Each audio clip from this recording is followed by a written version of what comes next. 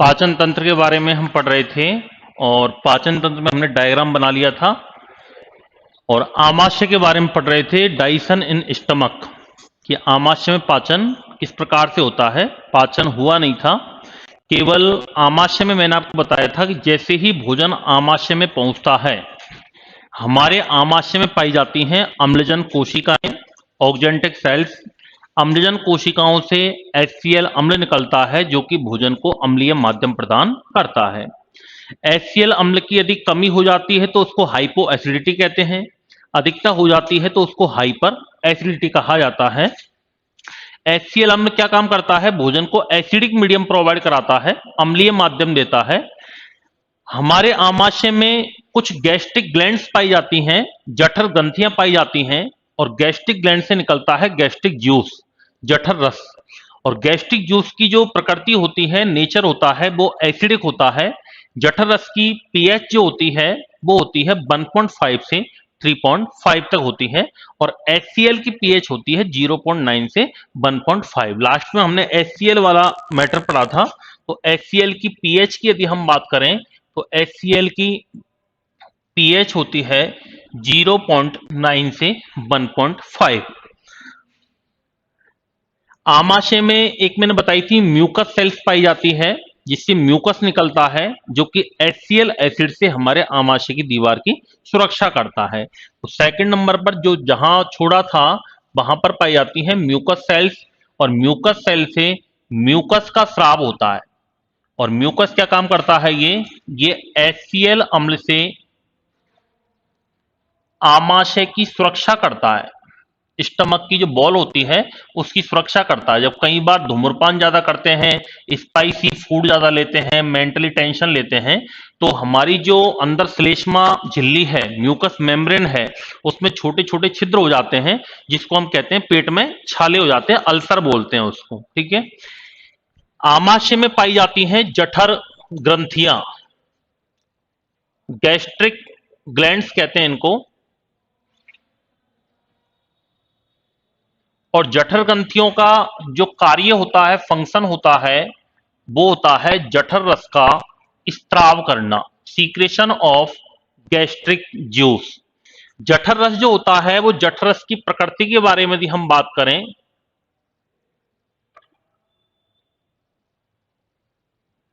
Nature of gastric juice, जठर रस की प्रकृति होती है अम्लीय। कैसी होती है? अम्लीय। इसको एसिडिक कहा जाता है। और इसकी पीएच की यदि हम बात करें, जठर रस की जो पीएच होती है, पीएच का मतलब होता है पावर ऑफ हाइड्रोजन। किसी भी सॉल्यूशन की, बाद में नोट करना, पहले जब समझ लो, किसी भी सॉल्यूशन की विलयन की अम्लीयता और क्षारीयता का मापन करने वाला सूचकांक क्या कहलाता है? पीएच कहलाता है।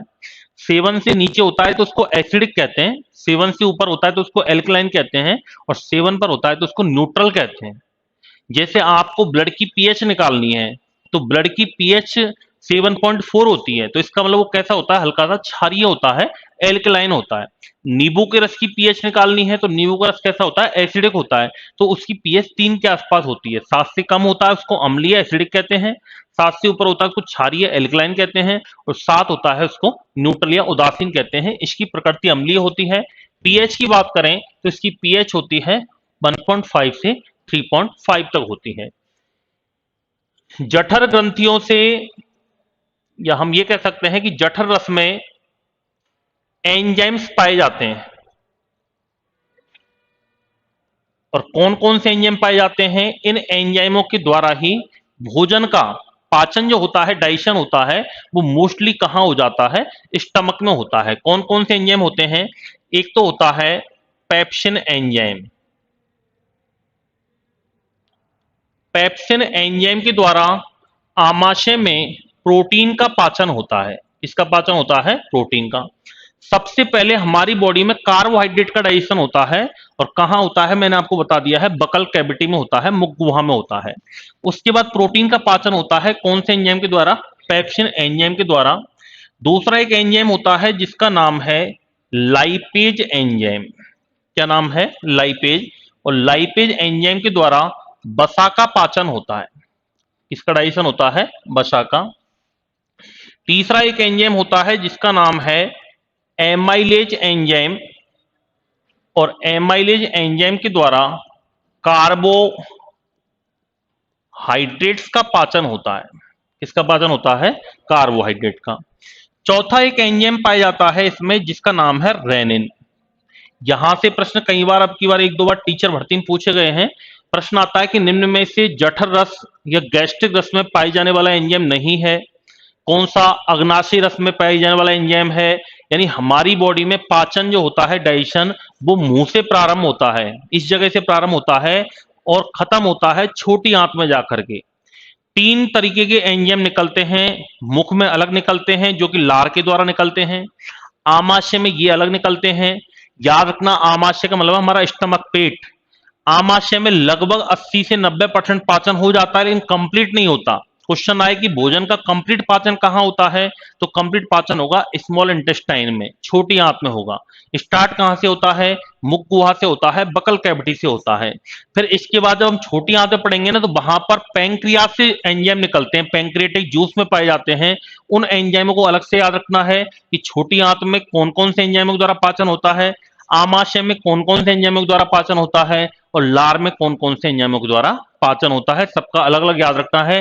अभी रीट का टीचर भर्ती जो परीक्षा हुई थी उसमें भी यहां से दो प्रश्न पूछे गए थे पाचन तंत्र से। एक तो प्रश्न आया था कि लार में पाए जाने वाला एंजाइम कौन सा है, एक तो ये प्रश्न आया था, और एक आया था कि अग्नाशयी रस में पाई जाने वाला एंजाइम कौन सा है। इस प्रकार के दो प्रश्न एक ही पेपर के अंदर पूछे गए थे। तो रेनिन एंजाइम जो होता है, ये क्या काम करता है? ये दूध में उपस्थित कैसीन प्रोटीन का पाचन करता है। किसका पाचन करता है? कैसीन प्रोटीन का पाचन करता है। दूध में कौन सी प्रोटीन पाई जाती है? Casein protein. और इसका पाचन कौन करता है? रेनिन एंजाइम करता है। ठीक है। ये रेनिन एंजाइम जो होता है, इसकी जो मात्रा होती है वो छोटे बच्चों में ज्यादा होती है। आपने देखा होगा छोटे बच्चे जब दूध पीते हैं और वोमिटिंग कर देते हैं तो दूध उनका फटा हुआ बाहर निकलता है। तो ये दूध को फाड़ने का काम कौन करता है? Rennin enzyme. इस रेनिन एंजाइम को पनीर बनाने वाला एंजाइम भी कहा जाता है। क्या कहा जाता है इसको? पनीर बनाने वाला एंजाइम किसको कहा जाता है? रेनिन को कहा जाता है। तो ये चारों एंजाइम किसमें होते हैं? ये जठर रस में होते हैं। क्या कह रहे हो? ज्यादा होता है, जैसे कंपेरेटिवली, मैंने ये नहीं बोला कि बिल्कुल अनुपस्थित होता है, ज्यादा होता है, छोटे बच्चों में ज्यादा होता है। ठीक है, ये नोट करो यहां तक। आपको थोड़ा सा कम समझ में आ रहा होगा, ऊपर ही गया, आपको टच किया, अभी टच कर जाएगा। ठीक है, तो इसलिए ऊपर गया ना कि इससे पहले की भूमिका आपको पता नहीं है। आ जाएगा, भी आ जाएगा, टेंशन नहीं लें। ये नोट करो, एक बार करो, नोट करो, आ जाएगा समझ में। 100% आ जाएगा, समझने की टेंशन मत लो।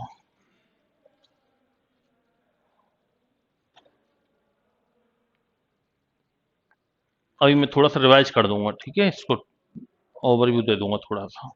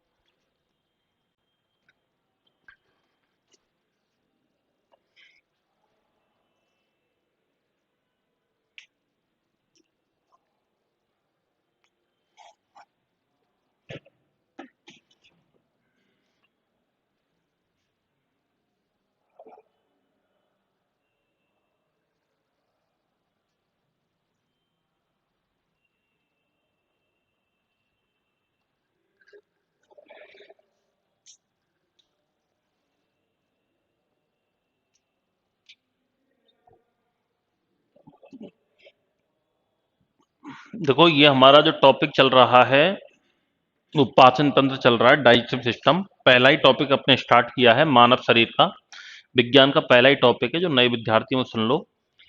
पाचन का मतलब होता क्या है? पाचन का मतलब होता है भोजन में उपस्थित जटिल अणुओं का सरल अणुओं में बदलना, कॉम्प्लेक्स मॉलिक्यूल्स का सिंपल मॉलिक्यूल्स में बदलना। जैसे हम फूड लेते हैं भोजन में, तो सबसे पहले हमारे दांत क्या करते हैं? भोजन को काट देते हैं, यानी कॉम्प्लेक्स किस में बदल गया? सिंपल में बदल गया, तो उसी को हम डाइजेशन कहते हैं। फिर इसमें हम पढ़ रहे हैं कि डाइजेशन कहाँ से स्टार्ट होता है हमारी बॉडी में, कहाँ खत्म होता है, कौन कौन से अंगों में भोजन जाता है, कहाँ कहाँ पर कौन कौन से एंजाइम निकलते हैं, कहाँ पर भोजन का एब्जॉर्बेशन होता है, आप जो भी अच्छा बुरा खाते हो कहाँ पर एब्जॉर्ब होता है, कहाँ एल्कोहल का अवशोषण होता है, कहाँ दवाइयों का अवशोषण होता है, कहाँ जल का अवशोषण सबसे ज्यादा होता है, पाचन लास्ट कहाँ होता है, अधिकतम कहाँ होता है। अब ये जो चीजें हमने पढ़ी है वो आमाशय में पढ़ी है, यानी भोजन का पाचन प्रारंभ तो कहाँ से हो जाता है? बकल कैविटी से, मुख से हो जाता है, क्योंकि लार में दो एंजाइम पाए जाते हैं, एक तो टाइलिन और एक लाइसोजाइम। भोजन का पाचन प्रारंभ जो करता है वो टाइलिन एंजाइम करता है, और सबसे पहले कार्बोहाइड्रेट का पाचन स्टार्ट हो जाता है, इसको हम स्टार्च कहते हैं, मंड कहते हैं। चावल अपन बनाते हैं तो मांड निकलता है, इसको स्टार्च कहते हैं अंग्रेजी में। उस स्टार्च का सबसे पहले पाचन होता है। फिर भोजन हमारा चला गया, निगल लिया हमने भोजन। उससे पहले हमने दांत भी पढ़े थे, इसमें जीभ भी पढ़ी है, लार ग्रंथियां भी पढ़ी हैं। जीभ स्वाद लेती है, और दांत जो होते हैं वो चार प्रकार के बताए थे: कृंतक, रत्नक, अग्रचवर्णक, चवर्णक, कैनाइंस, इंसाइजर, प्रीमोलर्स, मोलर्स। अलग अलग सबका काम होता है, उनके बारे में अपन चर्चा कर चुके हैं। कोई ज्यादा क्लास नहीं निकली है, एक या दो क्लासें मैंने पढ़ाई हैं, वो अपन बाद में रिवाइज भी करवा देंगे, ठीक है? थोड़ा सा अब समझने की कोशिश करना, आप आगे पर समझ में आएगा, उसके लिए हम डोंट वरी, बिल्कुल। फिर अपन पढ़ रहे हैं आमाशय में पाचन। आमाशय में जैसे ही भोजन पहुंचता है तो आमाशय में पाई जाती हैं, स्टमक के अंदर पाई जाती हैं अम्लजन कोशिकाएं, ऑक्जेंटिक सेल्स। उनसे निकलता है एचसीएल अम्ल। हम कहते हैं ना एसिडिटी हो रही है, वो एसिडिटी का मतलब क्या है? खट्टी डकारें आती हैं खाना खाने के बाद, कई बार क्यों आती हैं? वो एचसीएल अम्ल के कारण आती हैं। और एचसीएल अम्ल की जब कमी हो जाती है एसिड की, तो उसको हाइपो एसिडिटी कहते हैं। बढ़ जाता है तो उसको हाइपर एसिडिटी कहते हैं। बढ़ता क्यों है? ये घटने बढ़ने का कारण मैंने आपको बताया था। एक तो असमय भोजन, समय से भोजन नहीं करना। जैसे सुबह का भोजन कर रहे हैं सब दिन के 3 बजे, जब तक शाम का टाइम हो गया, अब दिन के 3 बजे यदि सुबह का भोजन करोगे तो रात का भोजन कब करोगे? 11 बजे करोगे। भूख ही नहीं लग पाएगी 3 घंटे में, 3 घंटे में तो पाचन नहीं होता। ये आमाशय में भोजन कितना रहता है? 4 से 5 घंटे आमाशय में रहता है। अब जब तक आमाशय में भोजन है तब तक तो भूख लगने का सवाल ही नहीं। छोटी आंत में चला जाएगा, एब्जॉर्बेशन हो जाएगा उसका, वो ब्लड में मिल जाएगा, तब अपन रिजर्व में लग जाते हैं, तो अपन क्या लगती है? भूख लगना प्रारंभ हो जाती है। तो आमाशय की हम बात करते हैं। एचसीएल जो होता है वो एचसीएल ये क्या काम करता है? भोजन को एसिडिक मीडियम देता है, ये खट्टापन देता है, अम्लीय माध्यम देता है। फिर मैंने एक लाइन उस दिन बोली थी, परसों जब लास्ट में अपन मिले थे, कि एचसीएल जो अम्ल होता है वो इतना खतरनाक होता है कि यदि हाथ पर डाल दे तो हाथ जल जाता है, कपड़े पे डाल दे तो कपड़ा जल जाता है, लेकिन हमारे आमाशय को नुकसान क्यों नहीं पहुंचता? हमारी बॉडी को नुकसान क्यों नहीं पहुंचता? तो मैंने आपको बताया था, जैसे ये हमारा आमाशय है, तो आमाशय की आंतरिक दीवारों पर एक विशेष प्रकार की म्यूकस सेल्स होती है हमारी बॉडी में। उस म्यूकस सेल से म्यूकस निकलता है, और म्यूकस क्या काम करता है, यहां पर इस प्रकार आवरण के रूप में ये पीछे फैला रहता है। अब HCl अम्ल निकला, सीधा टच किया इसको, म्यूकस को, आमाशय को तो कर नहीं पा रही है, क्योंकि बीच में क्या है, लेयर का काम कर रही है। लेकिन कई बार होता क्या है कि जब बहुत ज्यादा मात्रा में धूम्रपान करते हैं, स्पाइसी फूड ले लिया, 2-3 टाइम बाहर का खाना खा लिया, शादी ब्याह में हुआ है, फिर बाहर का खाना खा लिया, उल्टा सीधा खा लिया, तो कई बार होता क्या है, बीड़ी सिगरेट ज्यादा पी ली, तो इस छेद झिल्ली के अंदर छोटे छोटे छिद्र बन जाते हैं।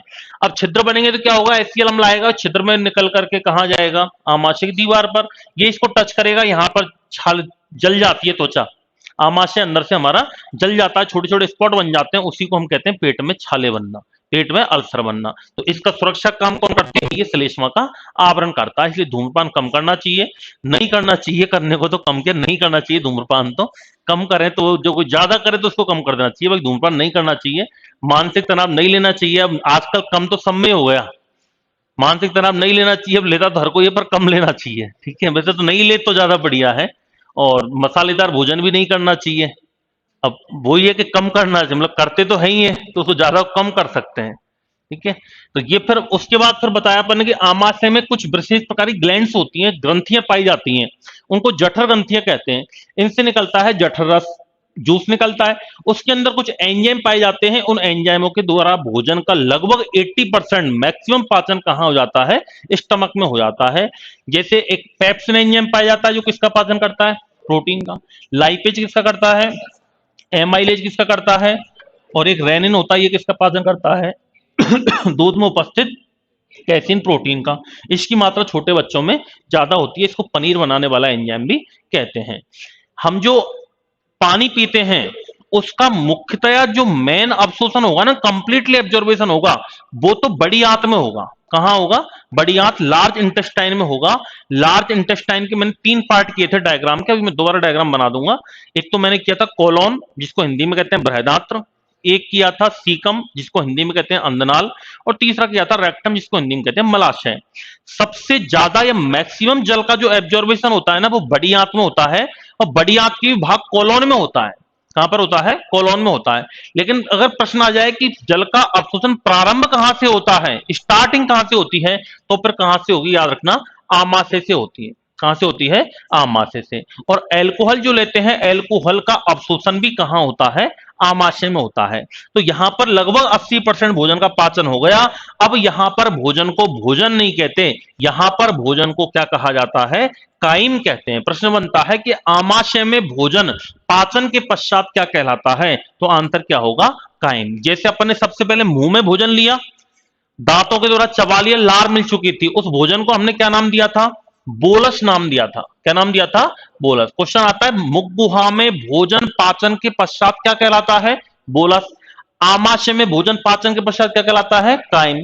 और लास्ट में एक शब्द और याद रखना होता है कि छोटी आंत में जब भोजन का कंप्लीट पाचन हो जाता है, तो उसको क्या कहते हैं, जिसको आप वैसे सामान्य मल कहते हो, लेकिन एक और वर्ड है, उसको क्या कहते हैं, काइल कहते हैं। क्या कहते हैं, काइल। फिर वो काइल पहुंच जाता है बड़ी आंत में, बड़ी आंत को जीवाणु उसका अपघटन करते हैं, कुछ चीजों का अवशोषण हो जाता है, उसमें से जल, काइल में से फिर जब जल बाहर निकल जाता है ना, जल का अवशोषण हो जाता है, तब क्या बन जाता है, वो मल बन जाता है। तो इस प्रकार भोजन का पाचन छोटी आंत में जाके कंप्लीट हो जाता है, और जल का अवशोषण बड़ी आंत में होता है। अब आया कुछ समझ में, आगे आ जाएगा, ठीक है। आगे हम चलते हैं, तो नीचे इसमें 1-2 पॉइंट लिख लो। अगला पॉइंट लिखना, जल का अवशोषण आमाशय से प्रारंभ होता है। जल का अवशोषण आमाशय से प्रारंभ होता है।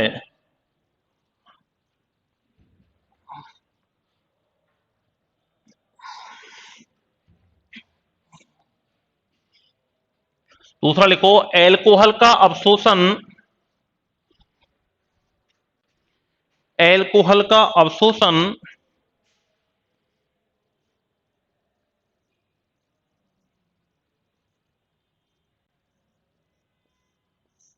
आमाशय से प्रारंभ होता है, सॉरी, आमाशय में होता है। एल्कोहल का अवशोषण, एब्जॉर्बेशन, आमाशय में होता है।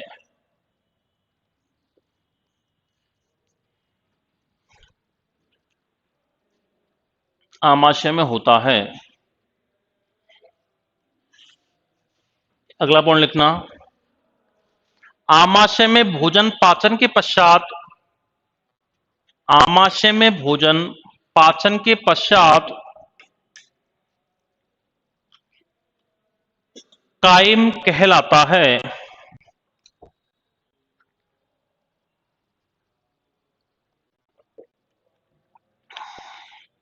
आमाशय में भोजन पाचन के पश्चात कायम कहलाता है।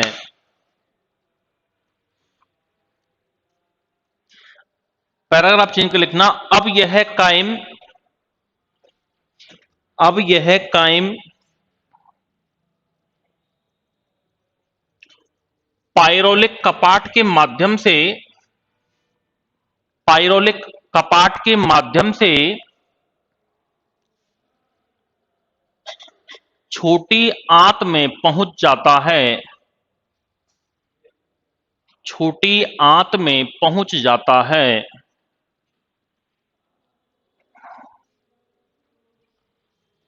देखो मैंने आपको पहले लिखवाया था आमाशय के 3 भाग होते हैं, कार्डियक, फंडिक और पायरोलिक। कार्डियक ऊपर वाले को कहते हैं, फिर फंडिक होता है, फिर पायरोलिक होता है। यहाँ केवल नाम नाम आपको याद रखने हैं। यहाँ पायरोलिक भाग पर एक कपाट होता है जिसको कहते हैं पायरोलिक कपाट। अब इससे जो भोजन पचा हुआ भोजन है वो कहाँ आ गया, छोटी आंत में आ गया। ये कपाट क्या काम करता है कि एक बार भोजन यदि आमाशय से छोटी आंत में चला गया तो वापस नहीं आ सकता, रिवर्स नहीं आएगा। रिवर्स जो भोजन आता है ना, जिसको अपन उल्टी कहते हैं, वोमिट करते हैं, वो आमाशय से आता है हमेशा। अगर एक बार छोटी आंत में, भाई छोटी आंत में भोजन जाने का मतलब पाचन हो गया। जब भोजन पची जाता है तो फिर उल्टियां नहीं होती हैं।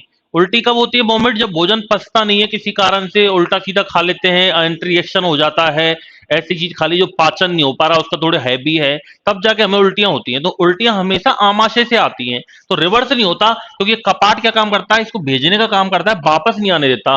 फिर भोजन आ जाता है छोटी आंत में, और छोटी आंत के मैंने 3 पार्ट किए थे। एक तो पार्ट किया था पहला, जो ये घूमा हुआ पार्ट है ना, यू आकार वाला इस प्रकार का, इसको तो मैंने नाम दिया था ग्रहणी, और ग्रहणी को अंग्रेजी में कहते हैं डूडोनियम। क्या कहते हैं, डूडोनियम। दूसरा इसका पार्ट था बीच वाला, जिसको कहते हैं मध्यांत्र, और मध्यांत्र को कहते हैं जिजूनम। क्या कहा जाता है, जिजूनम। और लास्ट वाला पार्ट था ये वाला, जिसको कहा था तीसरा पार्ट क्षुद्धांत्र, और इसको कहते हैं इलियम। क्या कहते हैं, इलियम कहते हैं। ये 3 पार्ट हैं छोटी आंत के। तो अब हेडिंग डालो आप, छोटी आंत, नीचे लिख लेना इसी में आगे, छोटी आंत में पाचन, डाइजेशन इन स्मॉल इंटेस्टाइन। छोटी आंत में पाचन, डाइजेशन इन स्मॉल इंटेस्टाइन।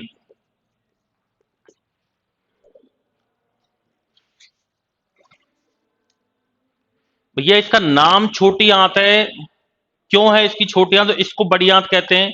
लंबाई में यदि आप देखोगे ना, तो सबसे बड़ा जो भाग होता है ना पाचन तंत्र का, वो छोटी आंत की होती है, याद रखना। इसकी लंबाई होती है लगभग 6 से 7.5 मीटर। इसकी लेंथ होती है 6 से 7.5 मीटर, या हम कह सकते हैं लगभग 22 फीट लंबी होती है ये। 6 फीट का तो टोटल आदमी होता है मैक्सिमम, बाकी ये 22 फीट लंबी होती है। एक तो यहां से इस कॉर्नर से लेके और यहां तक, लेकिन एक कुंडलित होती है, कॉइल्ड होती है। जैसे एक लंबी रस्सी को अपन इकट्ठा करके रख सकते हैं, भाई कोई लंबी रस्सी है, कुएं में अपन पानी खींचते हैं, बहुत लंबी रस्सी होती है, लेकिन उसको अपन घड़ी करके इकट्ठा करके अपन छोटी जगह पे रख सकते हैं। ऐसे ही ये छोटी जगह पे, ऐसे ही ये इसी प्रकार से कुंडलित सांप की तरह इकट्ठी रहती है ये। बाकी सबसे बड़ा पार्ट है, इसको इसको छोटा और इसको बड़ा क्यों कहा फिर, क्योंकि ये व्यास में ये बड़ी होती है, ये चौड़ी ज्यादा होती है, ये सकरी होती है, इसलिए बड़ी आंत इसको कहा है और छोटी आंत इसको कहा है। लंबाई से नहीं होता है, छोटा बड़ा जो है वो इसकी व्यास से है, इसका व्यास ज्यादा होता है और इसका व्यास कम होता है। छोटी आंत जो होती है इसकी लंबाई होती है 6 से 7.5 मीटर। और कंप्लीट आहार नाल की लंबाई पूछे, मुख गुहा से लेकर के और एनस तक, गुदा द्वार तक, तो लगभग होती है 33 फीट। कितनी होती है, 33 फीट। कंप्लीट आहार नाल की लंबाई, पूरी आहार नाल, एलिमेंट्री कैनाल की लंबाई कितनी होती है, संपूर्ण आहार नाल की यदि हम बात करें, तो संपूर्ण आहार नाल, एलिमेंट्री कैनाल कहते हैं अंग्रेजी में, उसकी लंबाई कितनी होती है, लगभग 33 से 35 फीट होती है। लगभग 33 से 35 फीट होती है, और अकेली छोटी आंत की पूछे तो लगभग होती है 22 फीट 6 से 7.5 मीटर होती है। अब देखो इधर ध्यान से समझना, भोजन आ गया वही छोटी आंत के बाद ग्रहणी में, ये भोजन पड़ा हुआ है। अब ग्रहणी में जब भोजन का जो पाचन होता है ना, वो कैसे होता है, इस आमाशय के ठीक नीचे पाया जाता है एक ग्रंथि होती है, ग्लैंड होती है, जिसको कहते हैं अग्नाशय, पैंक्रियाज कहते हैं। क्या कहते हैं? पैंक्रियाज। तो और अग्नाशय से निकलते हैं अग्नाशयी रस, पैंक्रियाटिक जूस, और अग्नाशयी रस में कुछ एंजाइम पाए जाते हैं, तो वो एंजाइम, दूसरा छोटी आंत से जो रस निकलते हैं उनको कहा जाता है आंत्रीय रस, इंटेस्टाइनल जूस। क्या कहा जाता है? इंटेस्टाइनल जूस कहते हैं, आंत्रीय रस कहा जाता है।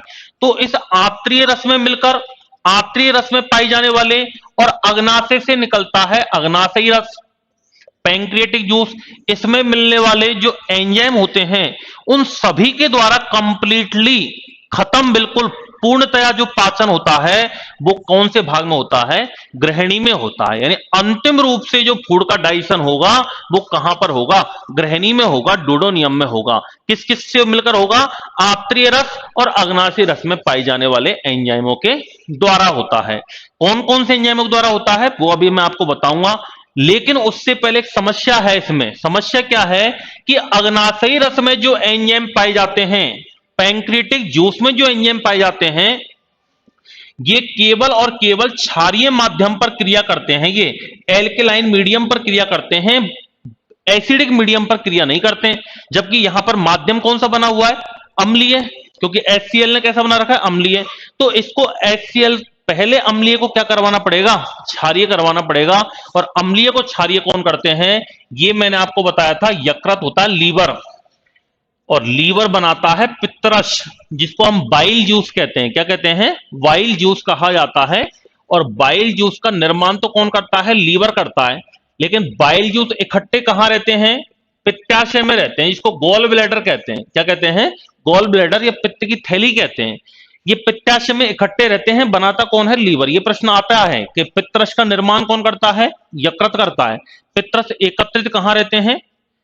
पित्ताशय में। कहां रहेंगे? पित्ताशय में। यहां से एक छोटी सी वाहिनी निकलती है जिसको पित्त वाहिनी कहते हैं। ये पित्तरस पित्त वाहिनी द्वारा आकर के कहां मिल जाते हैं? भोजन में। और पित्तरस में कोई भी एंजाइम नहीं पाया जाता है। पित्तरस का तो केवल एक ही काम है, भोजन के अम्लीय माध्यम को क्षारीय माध्यम में बदलना। ये पित्तरस यहां पर आकर मिल जाते हैं, जो कि भोजन के अम्लीय माध्यम को क्षारीय माध्यम बदल देते हैं। जब बदल जाएगा तो उसके बाद इसमें और इसमें पाए जाने वाले जो एंजाइम होंगे उनके द्वारा अंतिम रूप से भोजन का पाचन कहां संपन्न हो जाएगा? ग्रहणी में होगा, या हम कह सकते हैं छोटी आंत में होगा। छोटी आंत में भी तीन ऑप्शन दे देता है अलग अलग, तो फिर आंसर क्या होगा? ग्रहणी या डोडोनियम में पाचन होगा। तो पहला मैंने स्टार्टिंग में लिखवाया था एक पॉइंट कि हमारा जो पाचन होता है वो 5 चरणों में संपन्न होता है। एक तो होता है अंतर्ग्रहण, जिसको इंजेस्टन कहते हैं, भोजन को अंदर मुंह में डालना। दूसरा बताया था पाचन, डाइजेशन, जो यहां पर ग्रहणी में कंप्लीट हो चुका है। इसके बाद क्या होगा मित्रों? इसके बाद होगा एब्जॉर्बेशन। आपने जो भी अच्छा बुरा खाया है, जो अच्छा खाया है वो तो आपके ब्लड में जाके मिल जाएगा, जो बुरा खाया, जो हानिकारक पदार्थ हैं, वो मल मूत्र के द्वारा बाहर उत्सर्जित हो जाते हैं। भाई अवशोषण होना जरूरी है, एब्जॉर्बेशन होगा तभी तो आप 700-800 रुपए किलो, 1000 रुपए किलो बादाम खाते हो, नहीं तो मूंगफली भी तो खा सकते थे 60 रुपए किलो की। भाई हम मूंगफली बादाम में अंतर क्यों समझते हैं? जब फायदा ही नहीं करती या अवशोषण ही नहीं होता इन चीजों का, तो फिर मूंगफली खा लेते, बादाम क्यों खाते फिर?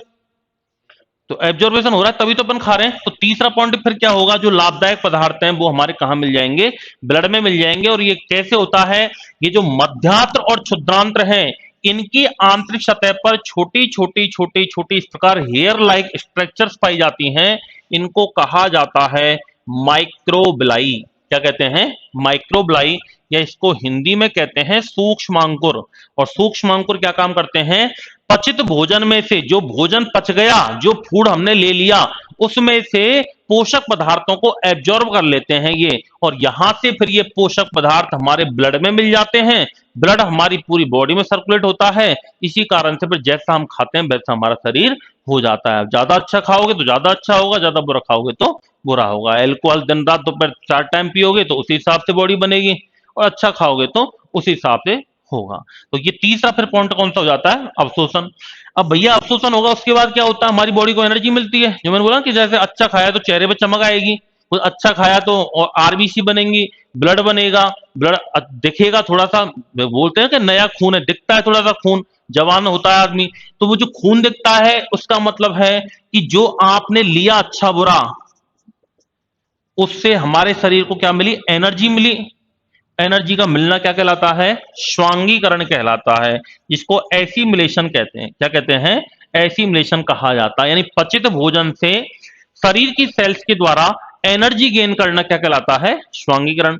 और पांचवा पॉइंट आता है उत्सर्जन, हानिकारक पदार्थों को एक्सीड कर दिया जाता है। तो पहला चरण हो गया और दूसरा पाचन या ग्रहणी में हो गया। तीसरा भी मैंने बताई दिया आपको, मध्याह्न क्षुद्रांत में होगा, फिर भोजन को ऊर्जा मिलेगी, श्वांगीकरण, और फिर पांचवा चरण। इस प्रकार पाचन कंप्लीट होता है।